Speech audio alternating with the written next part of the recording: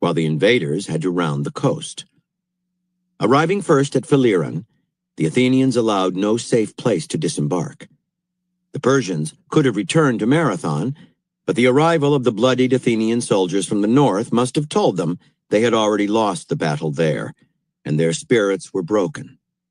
Retreat was the only option. There will be times in life when you face a powerful enemy, a destructive opponent seeking your undoing, a slew of seemingly insurmountable problems hitting you at once. It is natural to feel intimidated in these situations, which may paralyze you into inaction or make you wait in the vain hope that time will bring a solution.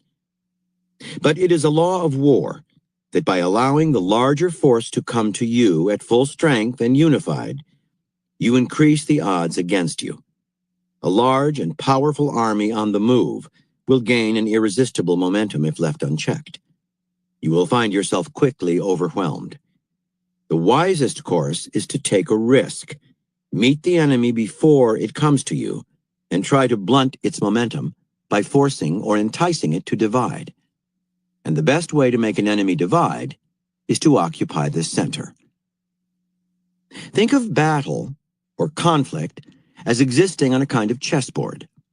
The chessboard's center can be physical, an actual place like Marathon, or more subtle and psychological. The levers of power within a group, the support of a critical ally, a troublemaker at the eye of the storm. Take the center of the chessboard, and the enemy will naturally break into parts, trying to hit you from more than one side. These smaller parts are now manageable, can be defeated in detail or forced to divide yet again. And once something large is divided, it is prone to further division, to being splintered into nothingness. By Miyamoto Musashi. As your army faces the enemy and the enemy appears powerful, try to attack the enemy in one particular spot.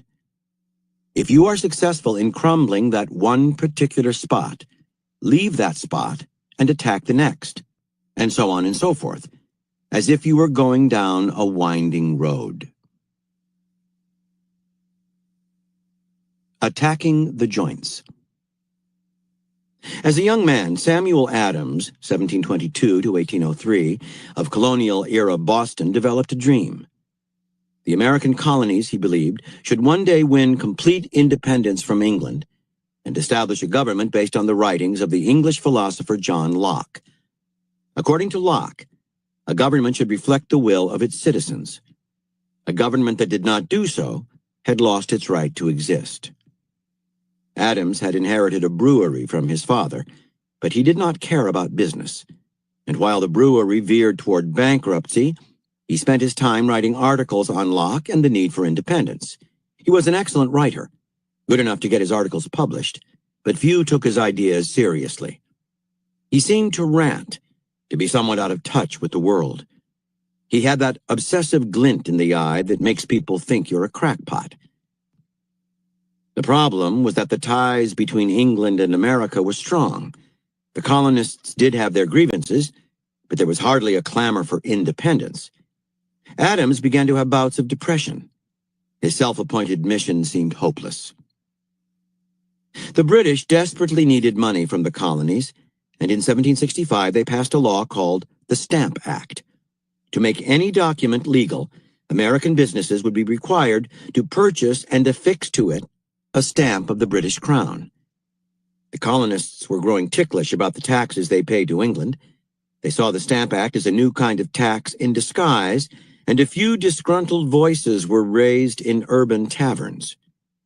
Even so, for most, the issue seemed minor, but Adams saw the Stamp Act as the opportunity he had been waiting for his whole life.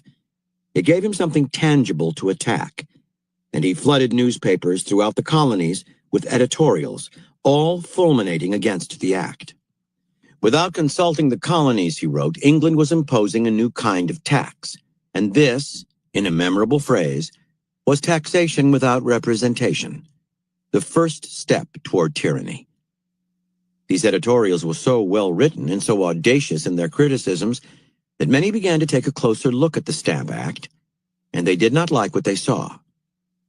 Adams had never previously gone beyond writing articles, but now that he had lit this fire of discontent, he saw the urgency in stoking it further with action. For many years he had fraternized with working-class people considered riffraff by polite society, dock workers and the like. Now he banded these men into an organization called the Sons of Liberty. The group marched through the streets of Boston, shouting a slogan Adams had coined: "Liberty, property, and no stamps." They burned effigies of political figures who had promoted the Stamp Act. They distributed pamphlets containing Adams's arguments against the act. They also worked to intimidate the future distributors of the stamps, even going so far as to destroy one of their offices. The more dramatic the action, the more publicity Adams would earn, publicity into which he could insert arguments against the act. Having gained momentum, the relentless Adams would not stop. He organized a statewide work stoppage for the day the act was to become law. Shops would close, the courts would be empty. Since no business would be conducted in Massachusetts, no stamps would be purchased. The boycott was massively successful. Adams's articles, demonstrations, and boycott made a splash in England, and there were members of Parliament who sympathized with the colonists and spoke out against the Stamp Act. Finally, King George III had had enough, and in April 1766, the act was repealed. Americans rejoiced at their first show of power.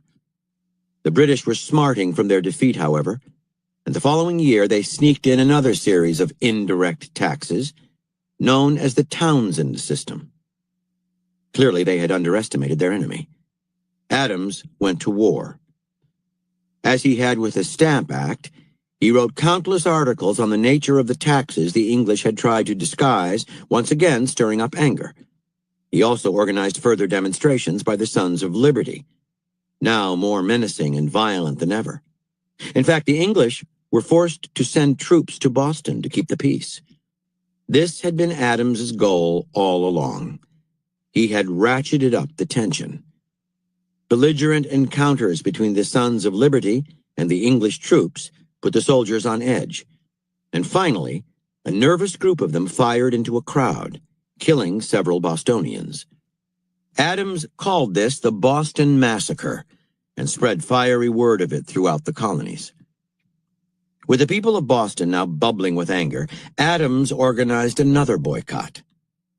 No citizen of Massachusetts, not even a prostitute, would sell anything to British soldiers.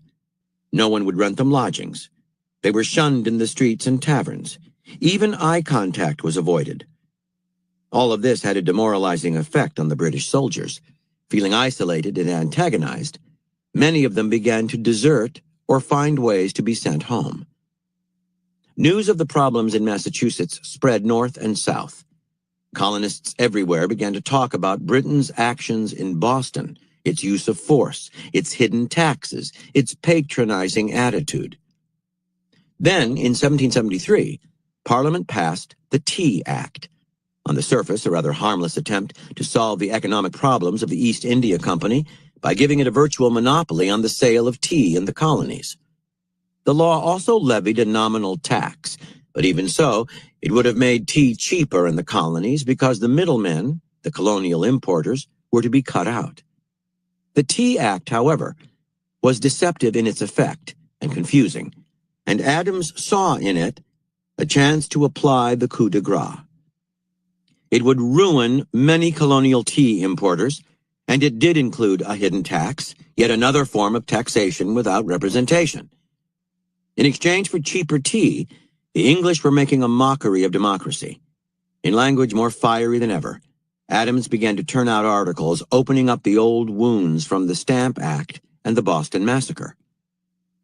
When East India Company ships began to arrive in Boston at the end of that year, Adams helped to organize a nationwide boycott of their tea. No dock worker would unload the cargo. No warehouse would store it. Then one night, in mid-December, after Adams had addressed a town meeting about the Tea Act, a group of members of the Sons of Liberty, disguised as Mohawk Indians, body paint and all, erupted in war whoops, charged to the wharves, boarded the tea ships, and destroyed their cargo, cutting open the cases of tea and pouring them into the harbor. All of this done with great revelry. This provocative act, which later became known as the Boston Tea Party, was the turning point. The British could not tolerate it and quickly closed down Boston Harbor and imposed military law on Massachusetts. Now all doubt vanished. Pushed into a corner by Adams, the British were acting just as tyrannically as he had prophesied they would. The heavy military presence in Massachusetts was predictably unpopular, and it was only a matter of months before violence erupted. In April 1776,